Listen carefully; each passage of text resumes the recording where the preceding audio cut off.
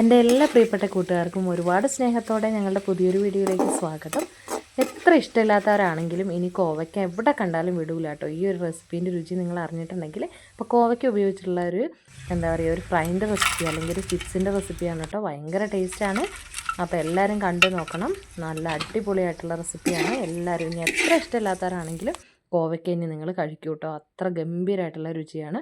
അപ്പോൾ ആവശ്യത്തിന് കോവയ്ക്ക ഞാൻ എടുത്തിട്ടുണ്ട്.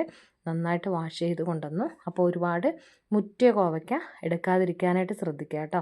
ഇത് ഇപ്പോൾ ഒത്തിരി തന്നെ മുറ്റിയിട്ടില്ല, അതായത് ഒരുപാട് മൂത്ത് പഴുത്ത പോലെയുള്ള കോവയ്ക്ക എടുക്കരുത്. അപ്പോൾ ഈ ഒരു മൂപ്പിലുള്ള കോവയ്ക്ക പ്രത്യേകം എടുക്കാനായിട്ട് ശ്രദ്ധിക്കുക കേട്ടോ. അപ്പോൾ ഇതിപ്പോൾ നമ്മളെ വീട്ടിൽ തന്നെ ഉണ്ടായി വന്നിട്ടുള്ള കോവയ്ക്കയാണ് കേട്ടോ. പിന്നെ മാർക്കറ്റിൽ നിന്ന് മേടിക്കുന്നവരാണെങ്കിൽ നന്നായിട്ട് വാഷ് ചെയ്തെടുക്കുക. പിന്നെ ഇതിങ്ങനെയാണ് ഞാൻ അരിഞ്ഞെടുത്തിട്ടുള്ളത് കേട്ടോ. ഇത് ഈ ഒരു ഷേപ്പിൽ ഇങ്ങനെയാകുമ്പോൾ നമുക്ക് തിക്നെസ് കുറവുമാണ്. അപ്പോൾ ഇതിലേക്ക് ചേർക്കുന്ന മസാലകൾ, കുറച്ച് മസാലക്കൂട്ടുകളൊക്കെ ഇതിലേക്ക് ചേർക്കണം. അപ്പോൾ അത് മസാല ഇതിലേക്ക് നന്നായിട്ട് കോട്ടാവാനായിട്ട് ഈ ഒരു രീതിയിൽ അരിഞ്ഞെടുക്കുമ്പോൾ അത് വളരെ നല്ലതാട്ടോ. അപ്പോൾ ഇതിൻ്റെ തിക്നെസ് കുറവായതുകൊണ്ട് പെട്ടെന്ന് തന്നെ ഇത് ഫ്രൈ ആയിട്ട് എടുക്കാനും നമുക്ക് പറ്റും. അതുകൊണ്ടാണ് ഇങ്ങനെ അരിഞ്ഞെടുക്കുന്നത് അല്ലേ. ഇത് കണ്ടാൽ തന്നെ അറിയാലോ, ഒരുപാട് മൂത്തിട്ടൊന്നുമില്ല, പാകത്തിന് മൂത്തിട്ടേ ഉള്ളൂ. അപ്പോൾ ഈ ഒരു ടേസ്റ്റ് എന്ന് പറഞ്ഞിട്ടുണ്ടെങ്കിൽ നല്ല ഗംഭീരമായിട്ടുള്ള ടേസ്റ്റാണ് കേട്ടോ. അപ്പോൾ ഞാൻ വൃത്തിയായിട്ട് അരിഞ്ഞെടുത്തിരിക്കുന്ന കോവയ്ക്ക ഒരു പാത്രത്തിലേക്ക് ചേർത്ത് കൊടുത്തു. ഞാൻ അതിലേക്ക് വേണ്ടത് നമ്മൾ 1/4 ടീസ്പൂൺ അളവിൽ മഞ്ഞൾപ്പൊടിയാണ് കേട്ടോ. മഞ്ഞൾപ്പൊടി ചേർത്ത് കൊടുത്തതിന് ശേഷം പിന്നെ അതിലേക്ക് നമ്മൾ ചേർത്ത് കൊടുക്കുന്ന മുളക് പൊടിയാണ്. അത് കാശ്മീരി ചില്ലി വേണമെങ്കിലും ചേർക്കാം, എരിവുള്ള മുളക് പൊടി വേണമെങ്കിലും ചേർക്കാം കേട്ടോ. അതൊരു 1/4 ടീസ്പൂൺ അളവിലാണ് ഇവിടെ ചേർത്ത് കൊടുത്തിട്ടുള്ളത്. 1/4 ടീസ്പൂൺ മുളക് പൊടിയും കൂടി ചേർത്ത് കൊടുക്കുക. എന്നതിന് ശേഷം പിന്നെ ഇതിലേക്ക് നമ്മൾ ഉപ്പുപൊടിയാണ് ചേർക്കുന്നത്. 1/4 ടീസ്പൂൺ അളവിലാണ് ഉപ്പുപൊടി ചേർക്കുന്നത്.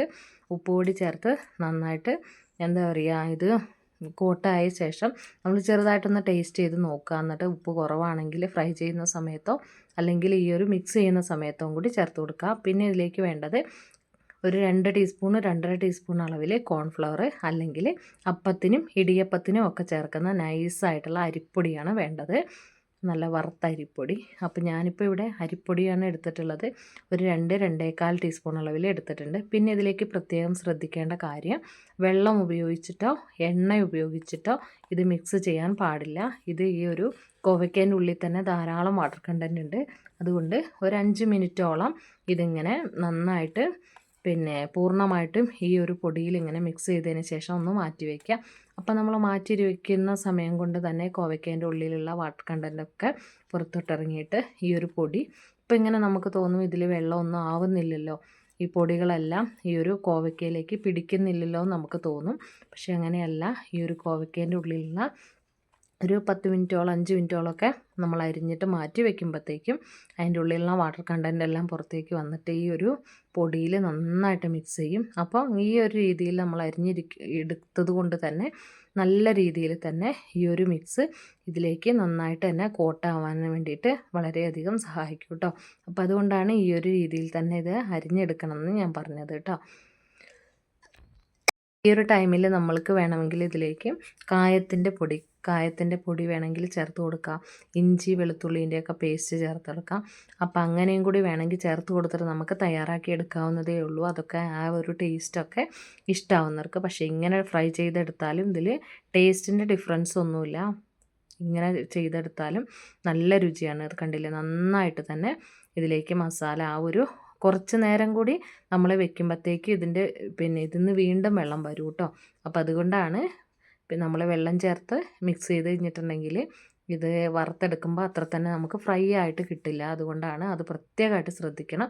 ആ ഒരു പോയിൻ്റ്, ആ ഒരു രുചി. ഞാനിപ്പോൾ ഇതൊരു വിവാഹ സദ്യ എന്നാണ് ഞാനത് ആദ്യമായിട്ട് കഴിക്കുന്നത്.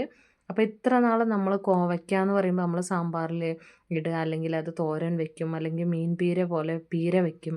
അപ്പോൾ അതിൻ്റെയൊക്കെ വീഡിയോ എൻ്റെ ചാനലിലുണ്ട് കേട്ടോ. മീൻ പീര വെക്കുന്നതൊക്കെ അടിപൊളിയാണ്. അപ്പോൾ അതൊക്കെ കാണാത്തവരുണ്ടെങ്കിൽ ഒന്ന് കയറി കണ്ടു നോക്കണം കേട്ടോ. അത് ഗംഭീരമായിട്ടുള്ള വീഡിയോ തന്നെ. കുറച്ച് നേരം കൂടി ഇരുന്നപ്പോഴത്തേക്കും ഒന്നും കൂടി അതിൽ നിന്ന് വെള്ളം വന്ന് ഇതൊക്കെ ഒരു കയ്യിലേക്ക് ഇങ്ങനെ സ്റ്റിക്കി പരുവായിട്ടുണ്ട് കേട്ടോ. അത്രത്തോളം വെള്ളം ഇതിൻ്റെ ഉള്ളിൽ നിന്ന് വന്നു.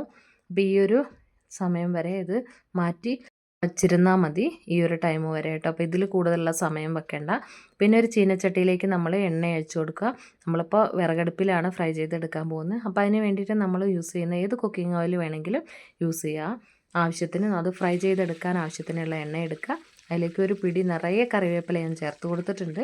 ഇനി ആ കറിവേപ്പില ഒന്ന് ഫ്രൈ ആയി വരട്ടെ. എന്നാൽ ആ ഒരു എണ്ണയിലേക്ക് മുഴുവനായിട്ട് ആ കറിവേപ്പിലേൻ്റെ ഒരു ടേസ്റ്റ് ഫ്ലേവർ കിട്ടും. അപ്പോൾ ഈ മുരിച്ചെടുക്കുന്ന സാധനങ്ങൾക്കും ആ ഒരു ഫ്ലേവർ കിട്ടും. അതുകൊണ്ടാണ് എണ്ണയിൽ കറിവേപ്പില ചേർത്താൽ അതൊന്ന് ഫ്രൈ ആവുന്നവരെ വെയിറ്റ് ചെയ്യണമെന്ന് നമ്മൾ പറയുന്നത്. ഇപ്പോൾ അതേ നമ്മൾ ആദ്യത്തെ ബാച്ച് ഇട്ട് കൊടുത്തിട്ടുണ്ട്. പിന്നെ പ്രത്യേകമായിട്ട് ഇതിൽ ശ്രദ്ധിക്കേണ്ട ഒരു കാര്യം എന്താണെന്ന് വെച്ചാൽ നമ്മളിപ്പോൾ ഒന്ന് ഇട്ട് ചെറുതായിട്ട് അതിൻ്റെ കോട്ടിങ്ങൊക്കെ ഒന്ന് അടിവശം ഒന്ന് ഫ്രൈ ആയതിന് ശേഷം മാത്രമാണ് സ്പൂൺ ഉപയോഗിച്ചിട്ട് നമ്മളത് ഇളക്കാൻ പാടുള്ളൂ കേട്ടോ. അല്ലാതെ നമ്മൾ ഇട്ട വശം തന്നെ അത് സ്പൂൺ ഉപയോഗിച്ച് നമ്മൾ സ്പാച്ചിൽ ഉപയോഗിച്ചിട്ട് അത് മിക്സ് ചെയ്ത് കഴിഞ്ഞാൽ ആ ഒരു കോട്ടിങ് അതിൽ നിന്ന് ഇളകി പോകാനുള്ള സാധ്യതയുണ്ട്. അപ്പോൾ അതുകൊണ്ട് ആ ഒരു പോയിൻ്റ് പ്രത്യേകം ശ്രദ്ധിക്കണം. പിന്നെ നമ്മൾ ഈ ഒരു മസാലക്കൂട്ടുകൾ മിക്സ് ചെയ്യുന്ന ടൈമിൽ അരിപ്പൊടി ചേർക്കാനായിട്ട് ശ്രദ്ധിക്കണം. അരിപ്പൊടിയാണ് ഇതിന് നല്ലൊരു ക്രിസ്പിനെസ് കൊടുക്കുന്നത്. അപ്പോൾ ആദ്യത്തെ ബാച്ച് അത്യാവശ്യം ഒന്ന് മൊരിഞ്ഞ് വന്നിട്ടുണ്ട്. നല്ല കിലുങ്ങുന്ന ശബ്ദത്തോടു കൂടി മൊരിഞ്ഞിട്ടുണ്ട്. അപ്പോൾ ചെറിയ രീതിയിൽ എണ്ണ വീഴുന്നുണ്ട് കേട്ടോ. അപ്പോൾ ഈ പാത്രത്തിൽ നിന്ന് വീണ്ടും ഞാൻ മാറ്റും. നന്നായി തണുത്ത ശേഷമാണ് നമുക്ക് ഇത് ബോട്ടിലേക്ക് ഇട്ട് വെക്കാനായിട്ട് പറ്റുള്ളൂ. അപ്പോൾ അതുകൊണ്ട് ഓരോ ബാച്ചായിട്ട് നമുക്ക് ആദ്യം എല്ലാതും അങ്ങ് വറുത്തെടുക്കാം. ഈ എണ്ണ പൂർണ്ണമായിട്ടും തന്നെ ഇതിൻ്റെ അടിയിലുണ്ടാവും. അപ്പോൾ നമുക്ക് വേറൊരു പാത്രത്തിലേക്ക് ഇനി വീണ്ടും മാറ്റാം. നന്നായിട്ട് ക്രിസ്പായി വന്നിട്ടുണ്ട് കേട്ടോ. ആ ഒരു ഇവിടെ നമുക്ക് ചിപ്സൊക്കെ കഴിക്കുന്ന പോലെ കറുമുറ എന്ന് കഴിക്കാനും നല്ല രുചിയാണ്. ഇത് കോവയ്ക്കയാണെന്ന് ഒരാളും പറയത്തില്ല. അതിഗംഭീരമായിട്ടുള്ള രുചിയാണ്. അപ്പോൾ ആദ്യത്തെ ബാച്ച് ഫ്രൈ ചെയ്തെടുത്തതിന് ശേഷം അതേ എണ്ണയിലേക്ക് തന്നെ അടുത്ത ബാച്ചുകളും കൂടി ചേർത്ത് കൊടുക്കുകയാണ് കേട്ടോ. അപ്പം ഞാനിവിടെ ഒരു 3 ബാച്ചായിട്ടാണ് എല്ലാതും കൂടി പൊരിച്ചെടുത്തിട്ടുള്ളത്.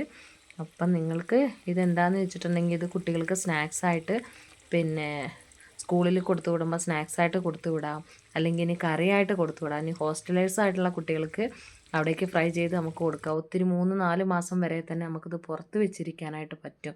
ഇതൊക്കെ ഇതിൻ്റെ ഒരു അഡ്വാൻറ്റേജസ് ആണ്. അപ്പോൾ നിങ്ങൾ വീട്ടിലുള്ളവരാണെങ്കിലും ഇനി മാർക്കറ്റിൽ നിന്ന് മേടിക്കുന്നവരാണെങ്കിലൊക്കെ ഈ ഒരു രുചി അതിഗംഭീര രുചിയാണ്. നിങ്ങൾ ഇതുവരെ കോവയ്ക്ക കഴിക്കാത്തവരാണെങ്കിൽ ഇനി കോവയ്ക്ക മാർക്കറ്റിൽ തേടി പിടിച്ച് വാങ്ങി കഴിക്കും. അത്രയ്ക്കും ടേസ്റ്റി ആയിട്ടുള്ള ഒരു ഫ്രൈ ആണ്. അതിഗംഭീര രുചിയാണ്. വെറുതെ പറയുന്നതല്ല. നിങ്ങൾ ട്രൈ ചെയ്ത് നോക്കിയിട്ട് ഫീഡ്ബാക്ക് അറിയിക്കൂ. ഇപ്പോൾ ഇതേ ഒരു വശം 3ാമത്തെ ബാച്ചും കൂടി നമ്മളിട്ട് കൊടുത്തു. ഒരു വശം ഫ്രൈ ആയിട്ട് അടുത്ത വശം ഒന്ന് തിരിച്ചിട്ട് കൊടുക്കുകയാണ്. അപ്പോൾ ചിലതിലൊന്നും കോട്ടിങ് ചെറുതായിട്ട് ഒരു വാട്ടർ കണ്ടൻറ്റ് കൂടുന്ന ഒത്തിരി നേരം വെക്കും തോറും അതിൻ്റെ ഉള്ളിലെ വെള്ളം പിന്നെ ലൂസായി വന്നിട്ട് ഈ ഒരു മാവ് പിന്നെ അതിൽ നിന്ന് ഇങ്ങനെ വിട്ട് പോരും. അപ്പോൾ അത് പ്രത്യേകമായിട്ട് ശ്രദ്ധിക്കുക. ആദ്യം തന്നെ നമ്മൾ തിരുമ്മി ഒരു 5 മിനിറ്റോളം വെച്ചിരുന്നാൽ മതി. അല്ലെങ്കിൽ ഈ ഒരു എണ്ണയിലേക്ക് ചേർത്ത് കൊടുക്കുമ്പോൾ കോട്ടിങ് പോവും. പിന്നെ ഇത് എണ്ണ അത്യാവശ്യം ഒരു വശം അത്യാവശ്യം മുരിഞ്ഞ് കഴിയുമ്പോൾ മാത്രം സ്പൂൺ ഉപയോഗിച്ചിട്ട് മിക്സ് ചെയ്താലും മതി. ആ 2 കാര്യങ്ങൾ ശ്രദ്ധിക്കണം. ഇപ്പോൾ ഇതേ കണ്ടോ മുരിഞ്ഞ് വരുന്നുണ്ട്. നമുക്ക് എടുക്കുമ്പോൾ തന്നെ നല്ല കിലുങ്ങുന്നൊരു സൗണ്ട് നമുക്ക് കേൾക്കാം കേട്ടോ. ആ ഒരു ടൈം ആകുമ്പോഴാണ് ഇത് എടുക്കേണ്ടത്. അത്യാവശ്യം മൂത്ത് നല്ല ചുമന്ന കളറായി വരും. ആ ഒരു ടൈമിലാണ് നമ്മൾ എടുക്കേണ്ടത് കേട്ടോ. ഒരു പപ്പടമൊക്കെ പൊരിക്കുന്ന പോലെ എന്താ പറയുക, അതിൻ്റെ രുചി എന്ന് പറഞ്ഞാൽ ഒരു പ്രത്യേകമായിട്ടുള്ള രുചി, നമ്മളെല്ലാവരും അറിഞ്ഞിരിക്കുന്ന ഒരു പ്രത്യേകമായിട്ടുള്ള രുചിയാണ്. അപ്പോൾ അത് എല്ലാവരും ട്രൈ ചെയ്ത് നോക്കുക. അപ്പോൾ ഇനി കോവയ്ക്ക് ഇഷ്ടമില്ലാത്തവരാണെങ്കിൽ പോലും കഴിക്കാൻ ഒത്തിരിയായിട്ട് നമുക്ക് ഇഷ്ടപ്പെടുന്നൊരു വിഭവമാണ്. അപ്പോൾ ഞാൻ എൻ്റെ ചാനലിൽ കോവയ്ക്ക ഉപയോഗിച്ചിട്ട് പീര വെക്കുന്ന വീഡിയോ, മീൻ പീര വെക്കുമല്ലോ അതുപോലെ തന്നെ കോവയ്ക്ക കൊണ്ട് പീര വെക്കുന്ന റെസിപ്പി ഞാൻ അപ്ലോഡ് ചെയ്തിട്ടുണ്ട്. ഒരുപാട് ആളുകൾക്ക് ഒത്തിരി ഇഷ്ടപ്പെട്ട ഒരു റെസിപ്പിയാണ്. നിങ്ങൾക്ക് താല്പര്യം ഉണ്ടെങ്കിൽ ഒന്ന് കണ്ടു നോക്കണം കേട്ടോ. ഈ ഒരു കറിവേപ്പിലേൻ്റെയും നമ്മൾ ചേർത്ത് വയ്ക്കുന്ന മസാലകളുടെയും ഒക്കെ കൂടി ഇത് സൗണ്ട് കണ്ടോ, ഇതാണ് ഇങ്ങനെ കിളികിലിങ്ങുന്ന സൗണ്ടാണ് കേട്ടോ. എല്ലാത്തിൻ്റെയും കൂടി ഫ്ലേവറും കൂടി ചേരുമ്പോൾ നല്ല ഗംഭീരമായിട്ടുള്ള രുചി കോവയ്ക്കയ്ക്ക് കിട്ടുന്നുണ്ട്. ഇത് കണ്ടോ നല്ല അത്രത്തോളം ക്രിസ്പി ആയിട്ട് വന്നിട്ടുണ്ട്. കരിഞ്ഞു പോവുമെന്ന് തീ കൂട്ടി വെച്ചിട്ടൊന്നും വറക്കരുത്. പിന്നെ കറിവേപ്പില നിങ്ങളുടെ അടുത്ത് ഉണ്ടെങ്കിൽ അത്യാവശ്യം ഒരു പിടിയോളം കറിവേപ്പില ചേർത്ത് കൊടുത്തോളൂ ആ ഒരു എണ്ണയിലേക്ക്. ആദ്യത്തെ ഒരു പ്രാവശ്യം ചേർത്ത് കൊടുത്താൽ മതി.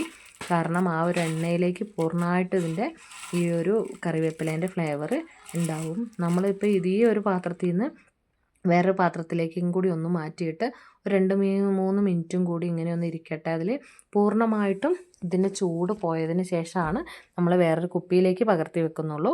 അപ്പോൾ അങ്ങനെയാണെങ്കിൽ പുറത്ത് വെച്ചിരുന്നാൽ തന്നെ നമുക്ക് 2-3 മാസത്തോളം നമുക്കിത് വെച്ചിരുന്ന് ഉപയോഗിക്കാനായിട്ട് പറ്റും. കാരണം ഈ എടുത്ത് വെക്കുന്ന കുപ്പിയിലും ഒരു തരി പോലും വാട്ടർ കണ്ടൻറ്റ് ഉണ്ടാവാനായിട്ട് പാടില്ല കേട്ടോ. അപ്പോൾ ഈ ഒരു റെസിപ്പി നിങ്ങൾക്ക് ഇഷ്ടപ്പെടുവാണെങ്കിൽ നിങ്ങളെ ഫ്രണ്ട്സിനും റിലേറ്റീവ്സിനും എല്ലാവർക്കും ഒന്ന് ഷെയർ ചെയ്ത് കൊടുക്കുക, നമ്മളൊന്ന് സപ്പോർട്ട് ചെയ്യുക. പിന്നെ ഇഷ്ടപ്പെടുകയാണെങ്കിൽ നമ്മളെ ചാനലൊന്ന് സബ്സ്ക്രൈബ് ചെയ്യുക. അതിൻ്റെ തൊട്ടപ്പുറത്തുള്ള ബെല്ലൈക്കൺ ഒന്ന് എനേബിൾ ചെയ്തതിന് ശേഷം ഓൾ എന്ന ഓപ്ഷനും കൂടി ഒന്ന് പിന്നെ പ്രസ് ചെയ്ത് വെക്കുക. എന്നാൽ നമ്മൾ ഇട്ടുന്ന വീഡിയോ നിങ്ങൾക്ക് പെട്ടെന്ന് തന്നെ നോട്ടിഫിക്കേഷൻ എത്തിച്ചേരും. പിന്നെ ലൈക്ക് ബട്ടൺ അടിക്കുന്നതിൻ്റെ ഒപ്പം തന്നെ ഹൈപ്പും കൂടി ഒന്ന് അടിച്ചേക്കുക. എന്നാൽ മാത്രമായിരിക്കും നമുക്ക് ഈ വീഡിയോൻ്റെ ഹൈ പോയിൻറ്റും കൂടി കിട്ടുള്ളൂ കേട്ടോ. അപ്പോൾ എല്ലാവർക്കും ഷെയർ ചെയ്ത് കൊടുത്ത് നമ്മളെ സപ്പോർട്ട് ചെയ്യുന്ന കാര്യം, പിന്നെ നിങ്ങളുടെ അഭിപ്രായം കമൻറ്റ് ചെയ്യുന്ന കാര്യം ഒന്നും തന്നെ മറന്നു പോകരുത്. ഫ്രൈ ചെയ്ത് നല്ല പാകത്തിന് ചൂടാറിക്കഴിഞ്ഞ ശേഷം ഇതുപോലെ ഒരു ചില്ല് ബൗളിലേക്കൊന്ന് മാറ്റി വയ്ക്കുക. ഒട്ടും തന്നെ ചൂടുണ്ടാവാനോ ഈ ഒരു ചില്ല് ബോട്ടിലിന് നനവുണ്ടാവാനോ പാടുള്ളതല്ല. അങ്ങനെയാണെങ്കിൽ ഇത് കേടായി പോവുള്ളൂ. അല്ലാത്ത പക്ഷം ഇതൊരു 3 മാസം വരെ യാതൊരു വിധത്തിലുള്ള കേടുകളൊന്നും തന്നെ വരാതെ നമുക്ക് സൂക്ഷിച്ച് വെക്കാനായിട്ട് പറ്റും. അപ്പോൾ എല്ലാവരും ട്രൈ ചെയ്ത് നോക്കുക, ഫീഡ്ബാക്ക് അറിയിക്കുക. അപ്പോൾ എല്ലാവർക്കും നല്ലൊരു ദിവസമാവട്ടെ. Thank you for watching all.